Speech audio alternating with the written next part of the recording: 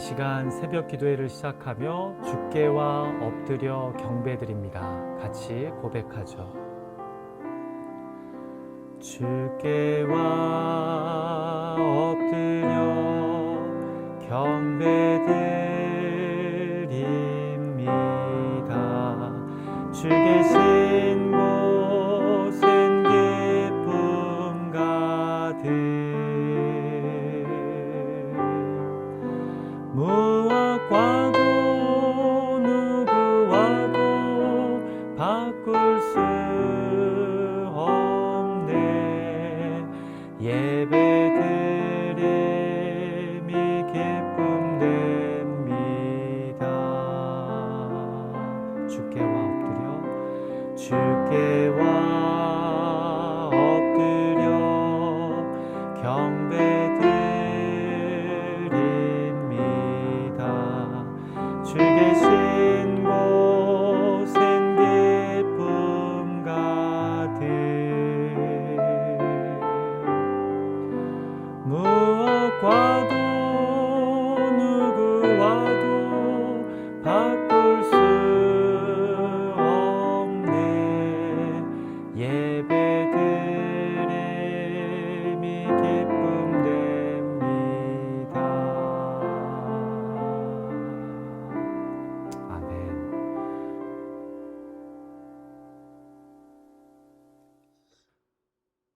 하나님, 이 아침도 예배하게 하시니 감사합니다. 이 아침 예배할 때에 하나님의 마음을 알게 하시고 우리를 향하신 하나님의 마음과 그 사랑 안에서 믿음의 자존감이 회복되는 은혜가 우리 가운데 허락되어지게 하여 주시옵소서.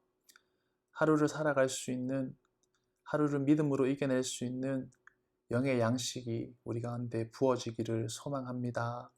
감사드리며 예수님의 이름으로 기도합니다. 아멘. 오늘 저희에게 주신 하나님의 말씀은 구약성경 창세기 49장 1절에서 12절까지의 말씀입니다. 창세기 49장 1절에서 12절까지의 말씀을 우리가 함께 보도록 하겠습니다.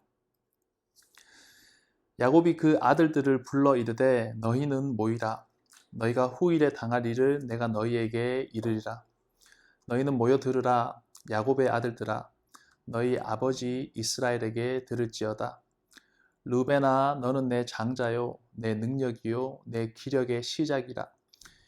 위풍이 월등하고 권능이 탁월하다마는 물의 끓음 같았은즉 너는 탁월하지 못하리니 내가 아버지의 침상에 올라 더럽힘이로다. 그가 내 침상에 올랐었도다. 시므온과 레위는 형제요, 그들의 칼은 폭력의 도구로다. 내 호나 그들의 모의에 상관하지 말지어다. 내 영광아, 그들의 집회에 참여하지 말지어다. 그들이 그들의 분노대로 사람을 죽이고 그들의 혈기대로 소의 발목 힘줄을 끊었음이로다. 그 노여움이 혹독하니 저주를 받을 것이요, 분기가 맹렬하니 저주를 받을 것이라. 내가 그들을 야곱 중에서 나누며 이스라엘 중에서 흩으리로다. 유다야, 너는 내 형제의 찬송이 될지라. 내 손이 내 원수의 목을 잡을 것이요, 내 아버지의 아들들이 내 앞에 절하리로다. 유다는 사자 새끼로다. 내 아들아, 너는 움킨 것을 찢고 올라갔도다. 그가 엎드리고 웅크림이 수사자 같고 암사자 같으니 누가 그를 범할 수 있으랴. 규가 유다를 떠나지 아니하며 통치자의 지팡이가 그 발 사이에서 떠나지 아니하기를 실로가 오시기까지 이르리니 그에게 모든 백성이 복종하리로다. 그의 나귀를 포도나무에 매며 그의 암나귀 새끼를 아름다운 포도나무에 맬 것이며 또 그 옷을 포도주에 빨며 그의 복장을 포도즙에 빨리로다. 그의 눈은 포도주로 인하여 붉겠고 그의 이는 우유로 말미암아 희리로다. 아멘. 오늘은 창세기 49장의 전반부 내용을 살펴보도록 하겠습니다. 자신의 죽음이 가까워지는 것을 아는 야곱은 12 아들을 불러서 그들을 위해서 기도하기를 원했습니다. 유언과도 같았던 그 야곱의 기도는 훗날 세워질 12지파에 대한 예언적 내용이 담겨져 있기도 했습니다. 영적으로 예민하게 깨어있던 야곱의 기도에는 하나님의 뜻이 담겨져 있는 것입니다. 지금 당장은 그 기도의 내용을 다 이해할 수 없고 그 기도가 훗날에 어떻게 성취될 것인지 알 수도 없습니다. 그러나 시간이 흐르면서 야곱을 통해 성취된 하나님의 말씀은 그대로 이루어졌고 그런 일들을 통해서 우리는 하나님의 속성을 발견하게 됩니다. 하나님의 언약, 하나님의 말씀은 반드시 성취되고 변하지 않는다는 것입니다. 우리가 그런 측면에서 보았을 때에 예수 그리스도의 구속 사역은 우연의 일치가 아니라 하나님의 뜻과 섭리를 통해서 우리 가운데 성취된 것임을 우리가 발견하게 됩니다. 야곱은 장자 루벤이 아닌 유다에게 리더십의 축복을 하였고 예수 그리스도가 유다 지파인 다윗의 자손으로 이 땅에 오셨던 것은 하나님께서 얼마나 세밀하고 정확하게 당신의 말씀을 이루어가고 계시는지를 우리에게 보여주고 있습니다. 그래서 우리는 끊임없이 하나님의 말씀을 읽고 묵상하며 그 말씀을 가까이 함으로 하나님의 뜻에 대한 관심을 가져야만 합니다. 말씀과 기도를 통해서 하나님과 인격적인 교제를 나누며 우리가 이 땅에 태어난 것이 우연이 아님을 기억하고 우리를 보내신 하나님의 뜻 안에서 우리가 살아가야 할 삶의 이유와 삶의 목표 그리고 삶의 방향을 발견해야 되는 것입니다. 역사의 주관자이시고 세상의 통치자이신 하나님께서 우리를 이 땅 가운데 보내셨다는 그 사실은 삶의 소망과 자존감을 회복하게 해줍니다. 누가 잘나고 누가 잘되고 이런저런 기준으로 사람들의 인생을 평가하는 세상에서 우리를 힘들게 하고 우리를 힘 빠지게 하고 그리고 우리를 주눅들게 하는 그런 말과 일들이 얼마나 많습니까? 그런 기준으로 보면 나 자신이 정말로 끊임없이 부족하고 연약한 것처럼 그렇게만 느껴집니다. 실패자인 것처럼 그렇게 생각될 때도 있습니다. 그러나 성경을 통해서 우리가 분명히 기억해야 될 것은 하나님께서는 우리를 그런 존재로 이 땅에 보내지 않으셨다는 것입니다. 우리를 향하신 하나님의 뜻과 하나님의 계획이 있습니다. 하나님의 존재를 인식하고 그리고 그분을 향한 신뢰와 믿음은 우리의 마음과 생각을 새롭게 하고 그리고 회복시키는 근원이 됩니다. 제가 예전에 한국에 계신 어머니와 통화를 했는데 아마도 그 내셔널 지오그래픽을 보셨던 것 같아요. 그리고 거기에서 나왔던 내용들을 이야기를 해주셨습니다. 동물 전문가들은 야생에서 새끼곰을 만나면 절대로 가까이 가거나 그 새끼곰을 만지지 않는다고 합니다. 전문가들은 멀찌감치 서서 그 새끼곰을 관찰하거나 아니면 그냥 피해버린다고 합니다. 그 이유는 지금 눈에 보이지는 않지만 새끼곰의 주위에는 반드시 어미곰이 존재하고 있기 때문입니다. 모성애가 강한 어미곰은 평상시보다 새끼곰이 함께 있을 때의 경계심과 폭력성이 굉장히 강해진다고 합니다. 그래서 새끼곰만 있는 줄 알고 가까이 다가가서 그 곰을 만지려고 하면 큰 위험에 처할 수가 있습니다. 새끼곰도 그걸 아니까 마음 놓고 뛰어다닙니다. 어미곰이 자기를 지켜보고 있고 자기를 보호해 줄 것을 아니까 자기 자신은 힘이 없고 작아도 주눅들거나 움츠러들지 않습니다. 어머니께서 그 이야기를 하시면서 저에게 김 목사, 하나님이 뒤에 있으니까 주눅들지 말고 당당하게 사역해라고 말씀을 하셨습니다. 그 이야기를 듣는데 가슴이 참 뭉클하더라고요. 그 안에 어떤 마음이 담겨 있는지 그 이야기를 통해서 어떤 말씀을 하시고자 하는지 그것을 아니까 마음이 그랬던 것 같습니다. 그 새끼곰의 내용 사실 다 아는 이야기지요. 인터넷에 다 나와 있는 이야기지요. 그런데 단지 지식의 전달이 아니라 자녀를 위한 기도이고 그리고 신앙의 권면이기 때문에 그 마음이 감동되었던 것 같습니다. 그 대화 안에 사랑과 축복하는 마음이 담겨져 있는 것을 느끼니까 그런 대화 가운데 마음이 열리는 거예요. 그런 대화는 하나님의 존재를 다시 기억하고 붙잡을 수 있도록 우리에게 힘과 위로를 줍니다. 여러분, 우리가 이런 기도를 하고 이런 권면을 할 수 있는 그런 신앙인이 되기를 소망합니다. 절망하고 낙심한 사람들에게 인생의 어두운 터널을 지나가고 있는 사람들에게 몸과 마음의 아픔을 겪고 있는 사람들에게 우리가 무슨 이야기를 할 수 있겠습니까? 복음보다 더 강력하고 확실한 위로의 메시지가 있을까요? 세상의 창조주이신 하나님께서 나를 지으시고 나를 보내시고 나를 아시고 그리고 나를 통해서 이루어 가실 계획이 있다는 사실은 우리로 하여금 다시 일어나게 하는, 우리를 회복하게 하는 그런 삶의 원동력이 됩니다. 오늘 하루를 시작하면서 나 자신을 향한 하나님의 뜻을 발견할 수 있도록 우리가 그렇게 기도했으면 좋겠습니다. 여러분, 그리고 나가서 복음의 통로가 되십시오. 아직 하나님을 몰라서 방황하는 그 인생들에게, 그 영혼들에게 우리가 믿는 하나님이 어떤 분인지를 전하시고 우리의 삶으로 그것을 증명해낼 수 있는 그런 복음의 통로가 되시기를 축복합니다. 이제 루벤을 향한 기도를 보겠습니다. 야곱이 기도를 시작하면서 나의 장자이고 나의 능력이라고 부르는 것은 가족 중에 루벤의 그 위치와 권위를 나타내고 있는 표현입니다. 가장 중심의 이스라엘 문화권에서는 장자는 굉장히 특별한 대우를 받았죠. 다른 형제들이 받는 것보다 2배의 기업을 받고 그리고 다른 형제들에 비해서 그 명예나 권위를 더 특별하게 인정을 받았습니다. 그리고 특별한 경우가 아니면 그 아버지의 권위가 장자에게로 그대로 계승이 되었기 때문에 그 당시에 장자로 태어나는 것은 굉장히 큰 특권 중에 하나였습니다. 루벤은 그렇게 좋은 조건과 능력을 가지고 태어난 사람입니다. 그런데 뒤로 가면서 상반된 이야기들이 나오는데 뭐라고 이야기를 하냐면 루벤은 물의 끓음 같고 탁월하지 못하고 아버지의 침상을 더럽혔다라는 그 이야기가 뒤따라옵니다.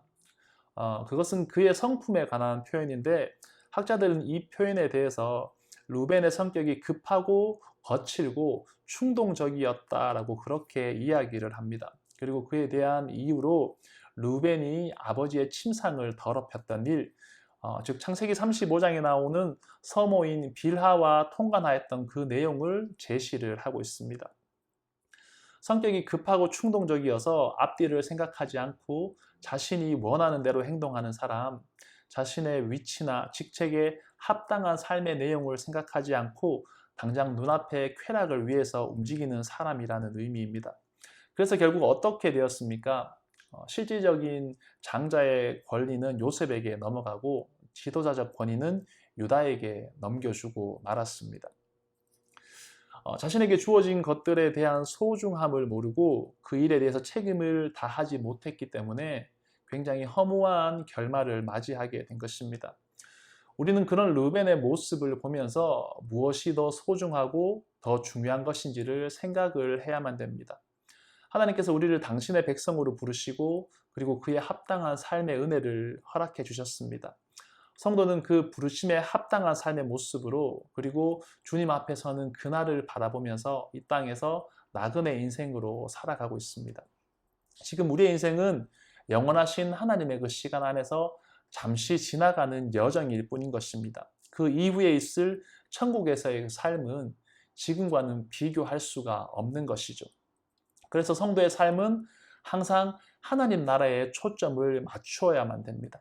그런데 지금 눈앞의 쾌락이나 유익 때문에 그리고 미혹 때문에 구원의 간격을 뒤로하고 구원의 은혜를 놓쳐버린다면 어떻게 되겠습니까? 지금 조금 편하려고 성도로서 지켜야 할 마땅한 삶의 본분을 포기해버린다면 그 인생이 어떻게 되겠습니까? 나중에 땅을 치고 후회하지 않겠습니까? 성경은 무엇이 더 중요한지를 판단하고 결정하는 그 지혜의 중요성에 관해서 이야기를 합니다. 성경이 반복적으로 이야기를 하죠. 두 주인을 섬길 수가 없고 부르심 받은 사람이 뒤를 돌아보지 말라고 이야기를 합니다. 재물이냐 하나님이냐 선택을 하라고 이야기를 합니다. 둘 다 가질 수 없답니다. 왜냐하면 신앙은 하나의 마음이기 때문에 그렇습니다. 그래서 우리는 하나님께 지혜를 구해야 합니다. 시시때때로 찾아오는 시험과 그 선택의 순간 앞에서 하나님이 원하시고 기뻐하시는 그 방향으로 나갈 수 있도록 기도해야 하는 것입니다. 이 아침 우리가 그런 지혜를 구하는 기도를 하기 원합니다. 하나님 앞에 오늘 하루의 삶을 살아가면서 하나님이 원하시는 것은 무엇인가, 하나님이 기뻐하시는 방향이 무엇인가를 간구하고 기도함으로 말미암아 지혜로운 선택으로 하나님 앞으로 나갈 수 있는 그런 우리가 되기를 소망합니다. 그리고 시므온과 레위는 같은 어머니 레아에게서 태어난 형제들입니다. 야곱이 그들의 칼이 폭력의 도구라고 이야기하는 것은 창세기 34장에서 동생 디나의 복수를 하기 위해서 세겜 족속의 사람들을 칼로 다 죽인 그 사건 때문입니다. 디나가 세겜 사람들에게 성폭행을 당했을 때에 시므온과 레위가 그들을 찾아가서 너희가 할례를 받으면 결혼을 허락해 주겠다라고 그렇게 이야기를 합니다. 그리고 할례를 받은 지 3일째 되던 날 가장 힘들고 고통스러운 그날에 찾아가서 시므온과 레위가 칼로 그 족속에 있는 사람들을 다 죽여버립니다. 그리고 거기에서 그치지 않고 그들이 가지고 있던 가축의 힘줄을 다 끊어버리는, 그래서 그 가축을 더 이상 쓸모없는 존재로 만들어버리는 그런 행동까지 그들이 했습니다. 그 둘의 성격이 굉장히 거칠고 잔인하다는 것을 드러내는 행동입니다. 분노를 참지 못해서 계획적으로 그리고 의도적으로 살인을 저지르고 거기에서 그치는 것이 아니라 그 족속 안에 있는 모든 생명을 다 멸절시키려고 했습니다. 야곱은 다른 아들들이 이들과 함께 있는 것을 원치 않는다라고 이야기를 합니다. 왜냐하면 그들이 했던 행동 때문에 가족 전체가 어려움을 당할 뻔했기 때문입니다. 세겜 족속을 공격한 이후로 그 주위의 연합군들이 야곱 그 가족들을 공격하려고 하지 않았습니까? 그때 하나님의 도우심과 보호하심이 아니었다면 야곱의 가족들은 아마 그곳에서 멸망을 당하고 말았을 것입니다. 분노를 참지 못하고 그리고 그 분노를 참지 못함으로 잔인한 행동을 했던 것은 결국에는 화를 불러올 수 있음을 그들이 보여주고 있습니다. 그리고 분노에 눈이 멀어 자신의 손에 피를 묻히는 그 복수는 사실은 하나님께서 원하시는 일은 아닙니다. 바울은 로마서 12장을 통해서 너희가 친히 원수를 갚지 말고 하나님의 진노하심에 맡기라고 권면을 합니다. 그리고 뒤이어 이야기하기를 원수 갚는 것은 하나님께 속한 것이다 라고 그렇게 분명하게 표현을 하고 있습니다. 내가 내 손으로 내 방법으로 내가 원하는 때에 원수를 갚는 것이 사실 지금 당장은 시원하게 느껴질지도 모릅니다. 그런데 성경을 보면 그것은 악한 일의 반복을 일으킬 뿐입니다. 또 그런 행동은 하나님의 주권을 침해하는 것이 되기도 합니다. 불신의 모습이라는 거죠. 하나님을 향한 신앙이 있다면 하나님의 때와 하나님의 방법을 기다릴 수 있어야 합니다. 우리가 하나님의 백성으로서 분노를 다스리고 잔인한 행동을 금하는 것이 성경적인 삶의 방식이라는 이야기죠. 그것도 믿음의 훈련입니다. 우리가 그런 부분까지 하나님의 뜻을 묻고 그리고 하나님의 도움을 구하는 하루가 되어야 될 것입니다. 여러분, 하루의 삶 가운데 언제 가장 짜증이 나시고 화가 나시고 그리고 분노가 이렇게 나십니까? 그때마다 우리는 그 화를 어떻게 다스리고 계십니까? 그 작은 부분까지도, 그 찰나의 순간까지도 하나님 앞에 묻고 하나님의 뜻에 합당한 삶의 모습으로 나갈 수 있는 그런 저와 여러분들이 되기를 주님의 이름으로 축복합니다. 마지막 살펴볼 내용은 유다에 대한 기도입니다. 유다는 형제들로부터 찬송을 받을 것이다 라고 야곱이 이야기를 합니다. 원래는 유다도 그렇게 훌륭한 인물이라고 이야기할 수는 없습니다. 요셉을 팔고 난 후에 유다는 죄책감을 느꼈던 것인지 가족 공동체를 떠나서 혼자 지냈습니다. 그리고 이방 여인과 결혼을 했습니다. 그때 낳은 아들이 엘과 오난과 셀라였는데 맏아들 엘을 위해서 데려온 아내가 다말이었습니다. 그런데 결혼 후에 엘이 죽어버립니다. 당시의 풍습을 따라서 둘째 오난이 형수 다말과 동침을 했는데 그때 오난도 죽게 됩니다. 이제 셋째 셀라가 다말과 동침을 해야 되는데 유다는 막내 아들이 죽을까 하는 두려움 때문에 며느리 다말을 친정집으로 쫓아버립니다. 그리고 다시 부르지 않습니다. 시간이 지나고 창녀로 위장한 다말이 유다와 동침을 하는데 그때 다말이 임신을 하게 되죠. 며느리 다말이 임신을 하게 된 사실을 알게 된 유다는 그녀를 불에 태워서 죽이려고 합니다. 그때 다말이 유다의 징표를 보여줌으로써 사실은 그 임신이 자기 자신 때문이었다는 것을 깨달은 유다는 자신의 잘못을 인정을 하게 되죠. 그리고 그 후에 어떤 모습을 보여주나요? 흉년이 들어서 곡식 문제로 힘들 때에 탁월하게 문제를 해결하는 모습을 보여주었고, 그리고 요셉을 만났을 때에 베냐민 대신 자기가 인질로 잡혀 있겠다고 그렇게 자처를 하기도 합니다. 그리고 요셉 앞에 섰을 때에 형제들의 잘못을 인정하고 진실되게 용서를 구하는 그런 용기 있는 모습도 보여줍니다. 민족을 이끌어갈 수 있는 그런 지도자의 자질은 사실 루벤이 아니라 유다가 가지고 있는 것입니다. 하나님은 야곱을 통해서 그런 유다를 축복하기를 원하셨습니다. 그리고 그 하나님의 말씀대로 유다 지파는 이스라엘의 강력한 지도자가 되었습니다.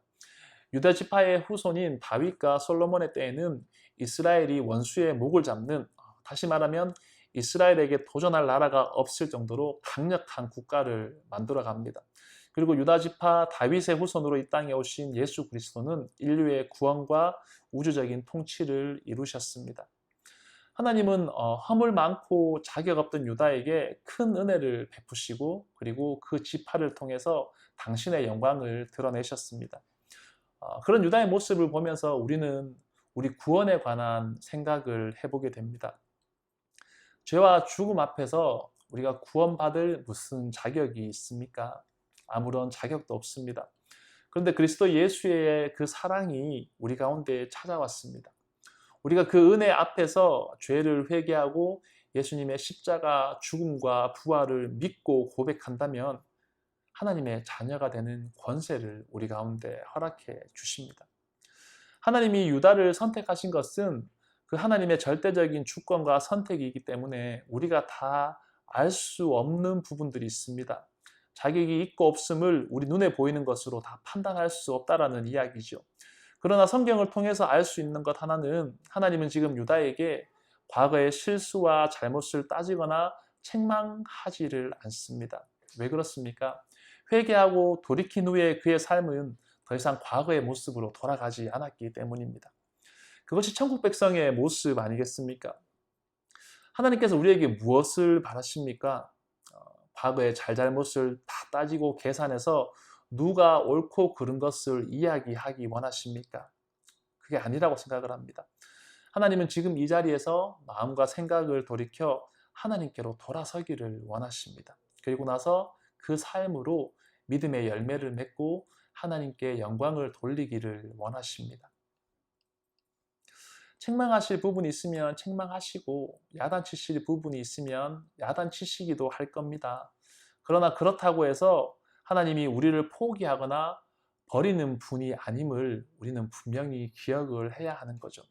우리를 향하신 하나님의 마음이 재앙과 저주가 아님을 우리는 반드시 기억해야 됩니다. 우리 인생의 생사화복을 주장하시는 분이 하나님이십니다. 그리고 그 하나님은 우리 삶의 모든 부분들을 세밀하게 들여다보고 그리고 우리에게 말씀하십니다. 우리가 이 사실 하나만 기억해도 우리가 무엇을 위해서 어떻게 살아가야 될지 결정되지 않겠습니까? 오늘 하루를 시작하면서 오늘 하루의 삶도 하나님을 의식하고 그리고 그 하나님을 기억하고 하나님께서 원하시는 삶의 방향으로 나갈 수 있도록 기도하는 우리의 하루 삶이 되었으면 좋겠습니다. 말씀을 이제 마무리하겠습니다. 말씀을 마무리하면서 하나님께서 창세기 49장 전반부를 통해서 우리에게 주셨던 그 인사이트들을 기억하고 우리를 부르신 하나님, 우리를 보내신 하나님, 그리고 우리의 삶을 들여다보시는 하나님, 그리고 우리 가운데 말씀하시는 그 하나님, 그 하나님과 동행하는 오늘 하루의 삶이 될 수 있도록 기도하는 저와 여러분이 되었으면 좋겠습니다. 말씀을 기억하고 우리가 함께 기도하면 좋겠는데요. 두 가지의 기도 제목을 함께 나누려고 합니다. 첫 번째는 우리가 그 구원의 확신과 감격을 잃어버리지 않고 날마다 하나님 앞에 감사와 찬양을 드릴 수 있는 그런 인생으로 회복되기를 원한다고 우리가 하나님 앞에 기도하며 나갔으면 좋겠습니다. 그리고 두 번째는 지금 비록 온라인으로 만나고 있지만 살림 공동체를 통해서 우리 모든 교우들이 영적으로 서로를 격려하고 축복하고 응원하는 그런 교회가 될 수 있기를 우리가 함께 기도하며 나가기를 원합니다. 두 가지의 기도 제목을 가지고 우리가 함께 기도하며 나가겠습니다. 하나님 이 아침도 예배 가운데 하나님의 말씀을 듣게 하시고 우리로 하여금 하나님의 뜻이 무엇인지 하나님의 계획이 무엇인지를 알게 하시니 감사합니다. 하나님 우리를 부르신 하나님의 그 구원의 크신 계획 안에 하나님 우리가 하나님의 사랑이 얼마나 큰 것인지를 다시금 기억하고 깨달아 알아가기를 소망합니다. 하나님 우리가 삶을 살아가다 보면 그 구원의 간격보다 또 다른 무엇이 우리의 마음을 흔들고 우리의 생각을 빼앗는 경우가 종종 있는 것 같습니다. 하나님 그렇지만 다른 무엇의 마음을 빼앗기는 것이 아니라 구원받은 백성으로서 우리가 가장 기뻐해야 할 이유, 우리 삶의 가장 큰 소망, 우리 삶의 가장 큰 감격의 이유, 하나님께서 우리를 부르셨다는 그 사실, 우리가 구원받은 백성이라는 그 사실을 붙잡고 오늘 하루를 살아갈 수 있도록 우리 가운데 은혜를 허락하여 주시옵소서. 하나님 그 일로 말미암아 하나님을 향한 찬양과 감사의 고백이 끊어지지 않기를 소망합니다. 하나님 우리의 삶을 노래로, 우리의 삶을 제사로 하나님 앞에 올려드리는 그런 오늘 하루의 시간들 될 수 있도록 인도하여 주시옵소서. 하나님 비록 온라인으로 모이고 있지만 살림 공동체로 서로 모이게 하심을 감사합니다. 하나님 그 교제를 통하여서 우리 안에 정말 영적인 교제가 회복되게 하시고 하나님 서로 신앙의 말들을 나누고 하나님 서로 권면의 말들을 나누고 축복의 말들을 나눌 수 있는 하나님 그런 은혜가 살림 모임 가운데 부어질 수 있기를 간절히 바라고 소망합니다. 하나님 그 일로 말미암아 하나님 우리 모두가 영적 가족 공동체임을 다시 한번 확인하고 느낄 수 있는 그 은혜가 우리 가운데 부어지게 하여 주시옵소서. 하나님 외로운 시간을 지나거나 힘든 시간을 지날 수도 있지만 하나님 우리에게 영적 가족이 있음을 기억하게 하시고 하나님 그 안에서 위로와 소망을 얻을 수 있도록 은혜를 허락하여 주시옵소서. 하나님 이 아침도 하나님의 말씀 가운데 당신의 뜻을 찾게 하시니 감사합니다.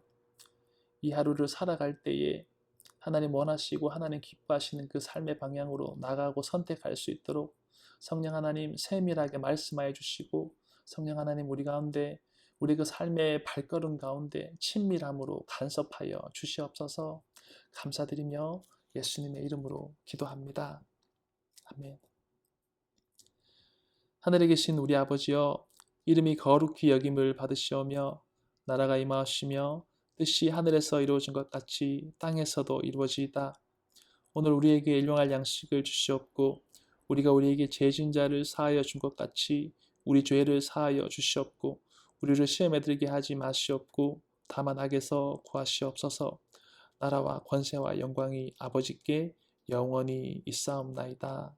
아멘.